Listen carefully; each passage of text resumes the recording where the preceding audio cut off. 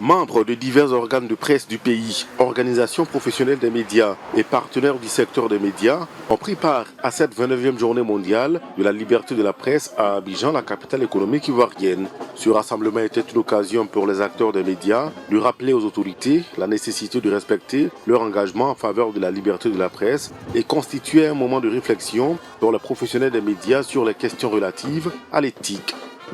Non pas parce que les professionnels de l'information, que sont les journalistes, veulent qu'il leur soit aménagé une sorte de zone de non-droit ou un no man's land juridique où ils se placeraient au-dessus de la loi, mais du fait de l'information pour garder sa crédibilité et son utilité sociale, doit être intègre. Les États-Unis ont à plusieurs reprises accompagné les médias ivoiriens dans de grandes initiatives à travers leurs différentes institutions. Pour l'ambassadeur du pays en Côte d'Ivoire, les critiques objectives des médias contribuent au développement des États. Quand les journalistes responsables peuvent faire leur travail en toute confiance, ils contribuent à la transparence, ils éclairent des aspects de la réalité, ils combattent ainsi la corruption.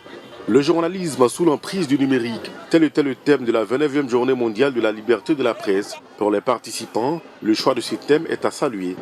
Devant les fake news, les journalistes doivent faire preuve de beaucoup de responsabilité.